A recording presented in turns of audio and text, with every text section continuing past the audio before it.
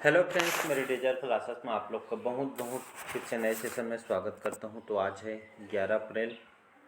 11 अप्रैल से जितने भी करंट अफेयर से क्वेश्चन बनेंगे यहाँ से हम कवर करेंगे, जो आपके हर एग्ज़ाम में, चाहे कोई भी एग्ज़ाम की प्रिपरेशन कर रहे हैं तो सभी एग्ज़ाम के लिए इम्पोर्टेंट है।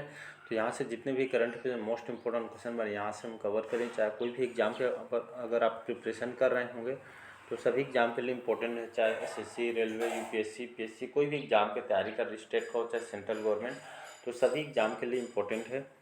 तो अगर पहले बार आए तो चैनल को सब्सक्राइब करके रख लीजिएगा ताकि नोटिफिकेशन ही आप तक पहुँच पाए। चलिए सेशन को बढ़ाते हैं आगे और आज का हम करंट अफेयर देखते हैं। तो पहला क्वेश्चन है, हाल ही में किसने अर्लियंस मास्टर 2023 का जो पुरुष का एकल खिताब इन्होंने जीता है? तो कंटा निशिमोतो ने, मैग्नस जोहानसन ने, प्रियांशु रजावत या इनमें से कोई नहीं। तो हाल ही में जो प्रियांशु रजावत जी हैं, जो कि एमपी के धार जिले के रहने वाले हैं, मात्र इनकी जो एज है 21 साल के, इनकी एज जो है 21 साल की एज है। एमपी के रहने वाले, मध्य प्रदेश के धार जिला के। तो इन्होंने जो फ्रांस में ऑर्लियंस मास्टर जो मास्टर 2023 की किताब इन्होंने जीता है। ये ऑर्लियंस जो है एक तरह का बैडमिंटन जो खेल है, इसमें फ्रांस में हो रहा था, तो इसमें इन्होंने भाग लिया था। तो इन्होंने तो ऑर्लियंस मास्टर 2023 का खिताब इन्होंने प्रियांशु रजावत ने जीता है, तो इसको याद रखिएगा। तो बैडमिंटन स्टार हैं आपके प्रियांशु रजावत। आने वाले एग्जाम में एक क्वेश्चन पूछा जाएगा तो इसको आईएमपी करके रख लीजिएगा। एमपी के रहने वाले हैं, मात्र इनके 21 साल के हैं, बैडमिंटन प्लेयर हैं। तो उन्होंने फ्रांस में जो अभी हुआ है ऑर्लियंस मास्टर जो प्रतियोगिता में इन्होंने पुरुष सिंगल्स में इन्होंने खिताब जीता है, तो इसको याद रखिएगा। अगला क्वेश्चन देखते हैं।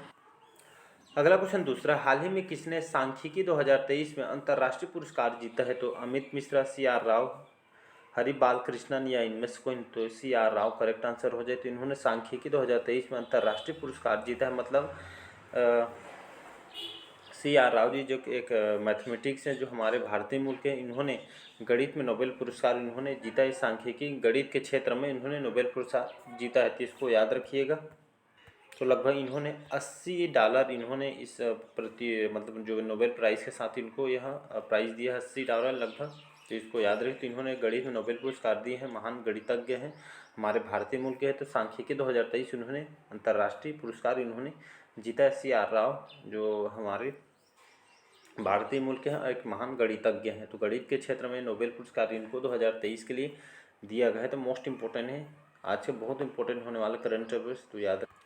अगला क्वेश्चन देखते हैं, हाल ही में किसने भारतीय संविधान के डोगरी संस्करण का पहला संस्करण जारी किया है? तो नरेंद्र मोदी, राजनाथ सिंह, किरण रिजिजू या इनमें से कोई नहीं। तो हमारे जो किरण रिजिजू जी हैं, तो हाल ही में उन्होंने भारतीय संविधान के डोगरी संस्करण का पहला संस्करण इन्होंने जारी किया है, तो इसको याद रखिएगा। तो डोगरी भाषा में जो भारतीय संविधान के पहले संस्करण का इन्होंने विमोचन किया है, किरण रिजिजू जो हमारे कानून मंत्री हैं। तो इन्होंने डोगरी भाषा में भारतीय संविधान के पहले संस्करण का विमोचन इन्होंने किया है। ये भारतीय संविधान में भाषा को समझने और क्षेत्र के हिसाब से जो है आपके भारतीय संविधान में उसको यहाँ पे लोगों को जागरूक करने के लिए खास करके इसको यह संस्करण जारी किया गया है डोगरी भाषा में। तो इसको याद रखिए, डोगरी संस्करण के यहाँ पहला संस्करण किरण रिजिजू ने जारी किया है, तो इसको याद रखिएगा। अगला क्वेश्चन देखते हैं, हाल ही में गृह मंत्री अमित शाह ने कहाँ वाइब्रेंट विलेज प्रोग्राम लॉन्च किया है? तो अरुणाचल प्रदेश, राजस्थान या आपके आंध्र प्रदेश में। तो इसका सही ऑप्शन हो जाएगा अरुणाचल प्रदेश में। तो हाल ही में जो हमारे गृह मंत्री हैं अमित शाह ने इन्होंने वाइब्रेंट विलेज प्रोग्राम लॉन्च किया है। तो क्या होता है वाइब्रेंट विलेज प्रोग्राम? तो अरुणाचल प्रदेश में इसको कुछ दिन पहले यहाँ पे पहुँचे हुए थे। तो यहाँ पे जो अरुणाचल प्रदेश में, तो ये आपका जो वाइब्रेंट जो विलेज है, खास कर अरुणाचल प्रदेश में अमित शाह द्वारा इस प्रोग्राम को लॉन्च किया। यहाँ के जो लोग रहते हैं, यहाँ के मतलब यहाँ पे जो मतलब कहने का मतलब यहाँ पे रोजगार न होने के कारण यहाँ के लोग हैं जो है बाहर आते जाते हैं। किसी को यहाँ पर रोजगार बनाने के लिए लोगों को यहाँ पे कहीं कहीं भटकना मत पड़े, इसलिए इस वाइब्रेंट विलेज को प्रोग्राम को यहाँ पे लॉन्च किया है।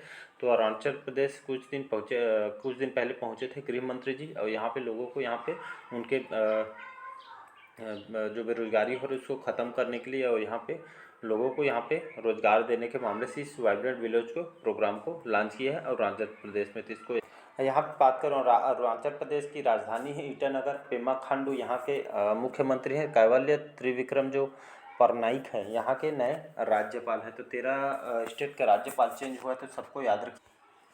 अगला क्वेश्चन देखते हैं, हाल ही में असम चाय के कितने साल पूरे होने पर गुवाहाटी चाय नीलामी केंद्र जश्न मनाएगा? तो 150, 100, 200 या इनमें से कोई नहीं। तो इसका सही ऑप्शन हो जाएगा 200। तो हाल ही में असम जो है चाय के लिए सभी जानते हैं दुनिया भर में बहुत ही फेमस है चाय के लिए। तो असम चाय उत्पादन बहुत ज़्यादा होते हैं असम में। तो असम चाय के लगभग 200 साल पूरे होने पर गुवाहाटी चाय नीलामी केंद्र जश्न, यहाँ पे एक नीलामी केंद्र भी बनाया गया है गुवाहाटी में। तो इसको याद रख, इसी 200 साल पूरा होने के कारण यहाँ पे नीलामी केंद्र जश्न मनाया जा रहा है असम में। तो असम जो है चाय उत्पादन के लिए जाना जाता है और यहाँ पे नीलामी केंद्र भी दुनिया भर में प्रसिद्ध है। तो इसको याद रखिएगा। तो यहाँ पे 200 साल ये मनानी जा रही है, तो इम्पोर्टेंट है, इसको याद रखिएगा। ये क्वेश्चन डेफिनेटली आपसे पूछा जाएगा। अगला क्वेश्चन, ये भी क्वेश्चन अगला पूछा जाता है, हाल ही विश्व होम्योपैथी दिवस कब मनाया जाए? तो 8 अप्रैल, 10 अप्रैल, 9 अप्रैल या इनमें से कोई नहीं। इसका सही ऑप्शन हो जाएगा 10 अप्रैल। तो हाल ही में विश्व होम्योपैथी दिवस, यह दिवस कब मनाया गया है? तो 10 अप्रैल को मनाया जाए। क्यों मनाया जाता है विश्व होम्योपैथी दिवस? इसके जो संस्थापक है आपके, इसके संस्थापक कौन है आपके?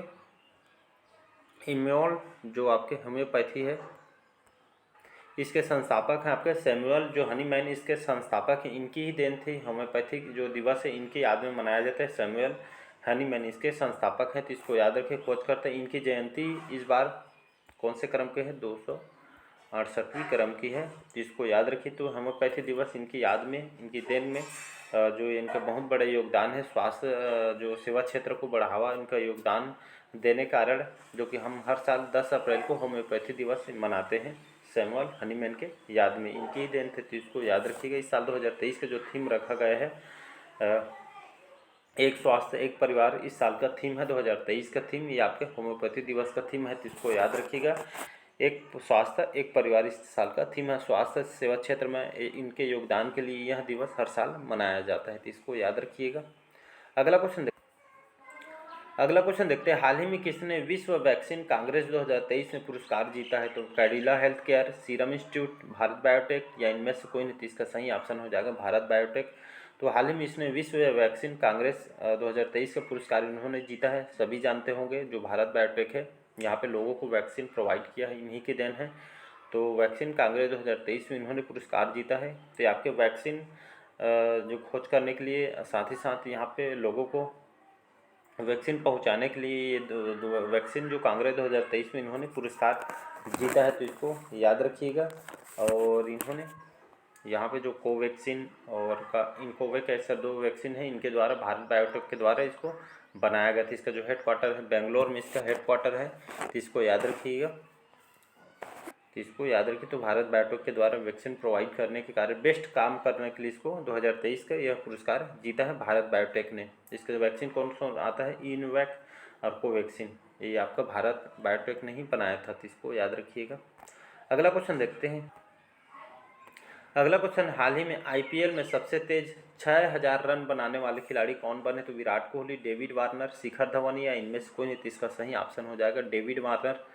दिल्ली कैपिटल्स के लिए खेलता है, कप्तान है। तो इसको याद रखें। इन्होंने 6000 रन बनाने वाले खिलाड़ी बने हैं।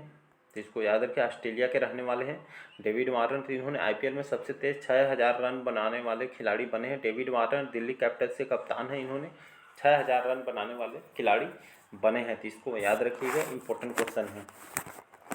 तो दिल्ली कैपिटल्स के कप्तान हैं। तो इसको याद रखिए। कोहली और धवन के बाद 6000 रन बनाने वाले आपके डेविड वार्नर है। तो इसको भी याद रखिएगा, उस सूची में भी आ गए। अगला क्वेश्चन देखते हैं, हाल ही में किस राज्य के विधानसभा ने अनाथों के कल्याण के लिए विधेयक पारित किया है? तो राजस्थान, उत्तराखंड, हिमाचल प्रदेश या इनमें से कोई नहीं। तो हाल में जो सुखविंदर जो सुक्खू हैं हिमाचल प्रदेश के मुख्यमंत्री हैं, तो यहाँ पे इन्होंने यहाँ के राज्य में, हिमाचल प्रदेश के राज्य में यहाँ विधानसभा में अनाथों के कल्याण के लिए विधेयक पारित किया है। कहने का मतलब यहाँ पे एक योजना चलाई जा रही है यहाँ के लिए, सुखाश्रय योजना, जिसमें अनाथ बच्चों के लिए कल्याण के लिए यह विधेयक पारित किया है, जिसमें अनाथ बच्चे हैं उनके हित के काम करने के लिए, जो भी उनकी कोई समस्या है उनको सुलझाने के लिए इस योजना को सुखाश्रय योजना चलाया जा रहा है अनाथ बच्चों के लिए। इस कल्याण के लिए विधेयक पारित की है, अच्छी योजना है। जय हिमाचल प्रदेश में इस अनाथ बच्चों के लिए यह विधेयक पारित किया है, तो इसको याद रखिएगा। अगला क्वेश्चन देखते हैं। हाल ही में उत्तर प्रदेश की कौन से जिले में विश्व का पहला एशियाई किंग गिद्ध संरक्षण केंद्र बना है? तो गोरखपुर, महाराजगंज, वाराणसी या डी है, इनमें से कोई नहीं। तो इसका सही ऑप्शन हो जाएगा महाराजगंज। ये आपका उत्तर प्रदेश का एक जिला है महाराजगंज। तो यहाँ पे विश्व का पहला एशियाई किंग गिद्ध संरक्षण केंद्र बना है, मतलब गिद्धों के उनके संरक्षण के लिए, उनको जो विलुप्ति के कगार पर पहुँचे हुए हैं, तो इसको उनके संरक्षण के, उनके देख रेख के लिए आपके एशियाई किंग गिद्ध संरक्षण केंद्र कहाँ बनाया जा रहा है? तो उत्तर प्रदेश के आपके एक जिला है महाराजगंज, तो यहाँ पे बनाया जा रहा है, तो इसको याद रखिए। यूपी की बात करूँ, यूपी की राजधानी है उत्तर प्रदेश के लखनऊ, और सभी जानते हैं आदित्यनाथ जी यहाँ के मुख्यमंत्री हैं, आनंदीबेन पटेल यहाँ के राज्यपाल है, तो इसको याद रखिए। अगला क्वेश्चन देखते हैं। हाल ही में किस देश के उप विदेश मंत्री 4 दिवसीय दौरे पर पहुंचे हैं, भारत आए हुए हैं? यूक्रेन, इराक, सऊदी अरब या इनमें से कोई नहीं। इसका सही ऑप्शन हो जाएगा यूक्रेन। तो हाल ही में जो यूक्रेन के उप विदेश मंत्री हैं, जो कि भारत की 4 दिवसीय आपके 9 अप्रैल से 12 अप्रैल के 4 दिवसीय यात्रा पर आए हुए हैं, भारत पहुंचे हैं यूक्रेन।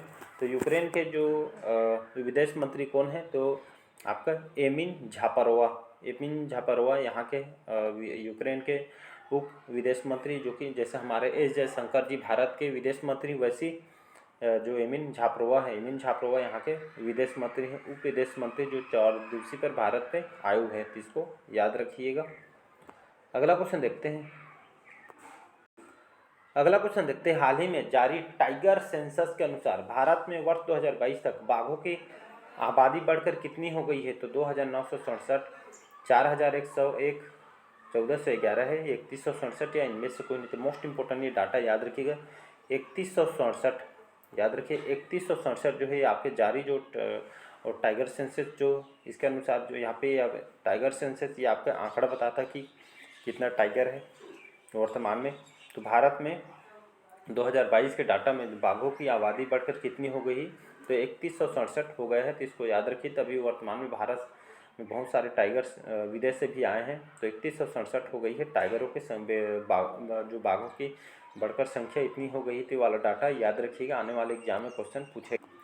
अगला क्वेश्चन देखते हैं। हाल ही में प्रधानमंत्री मोदी ने कहाँ अंतर्राष्ट्रीय बिग कैट्स अलायंस शुरू किया है? तो उड़ीसा में, कर्नाटक में, राजस्थान या इनमें से कोई नहीं। इसका सही ऑप्शन हो जाएगा कर्नाटक में। तो हाँ, हाल ही में जो हमारे प्राइम मिनिस्टर नरेंद्र मोदी जी, इन्होंने अंतर्राष्ट्रीय बिग कैट्स अलायंस शुरू किया है। तो क्या होता है अंतर्राष्ट्रीय बिग कैट्स अलायंस शुरू किया है जो कर्नाटक में, तो आपके कर्नाटक में आपके लगभग जो प्रोजेक्ट टाइगर के यहाँ पे प्रोजेक्ट टाइगर चलाया गया था। तो इस लगभग 50 वर्ष पूरे होने पर कर्नाटक के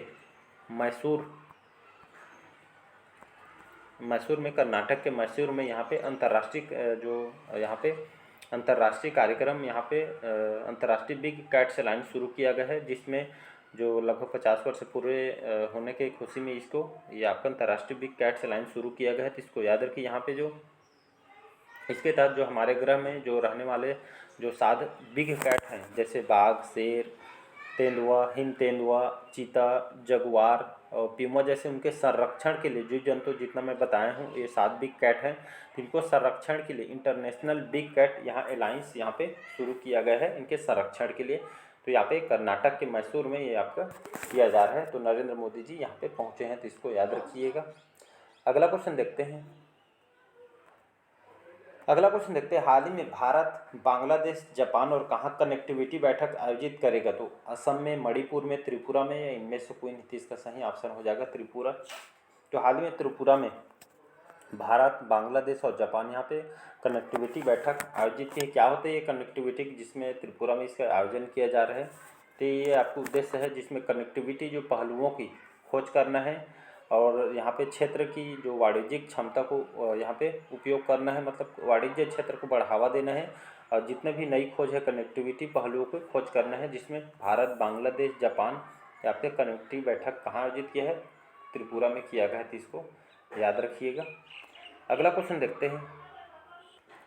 अगला क्वेश्चन देखते हैं, हाल ही में किसने जम्मू कश्मीर में ट्यूलिप गार्डन का उद्घाटन किया है? तो अमित शाह, मनोज सिन्हा, राजनाथ सिंह या इनमें से कोई नहीं। तो इसका सही ऑप्शन हो जाएगा मनोज सिन्हा। कौन है मनोज सिन्हा? तो जम्मू कश्मीर के उपराज्यपाल, केंद्र शासित प्रदेश है, आप सभी को पता है जम्मू कश्मीर। तो हाल ही में जम्मू कश्मीर के उपराज्यपाल जो मनोज सिन्हा जी ने हाल ही में यहाँ पे रामबन जिला, जो जम्मू कश्मीर के रामबन जिला है, यहाँ पे यहाँ पे ट्यूलिप गार्डन को उद्घाटन इन्होंने किया। मतलब जो पर्यटन क्षेत्र को यहाँ पे डेवलप करने, उनको बढ़ावा देने के लिए यहाँ पे इस रामबन जिला में ट्यूलिप गार्डन को उद्घाटन इन्होंने किया है, पर्यटन क्षेत्र को बढ़ावा देने के लिए। तो इसको याद रखिए। तो यहाँ के जम्मू कश्मीर के उपराज्यपाल के द्वारा इसका उद्घाटन किया है, तो इसको याद रखिएगा। तो आज का सेशन कैसे लगा कमेंट करके ज़रूर बताइएगा। पहले बार आए तो चैनल को सब्सक्राइब करके रख लीजिएगा ताकि नोटिफिकेशन आप तक पहुँच पाए। चलिए मिलते हैं अगले करंट पर। Thank you.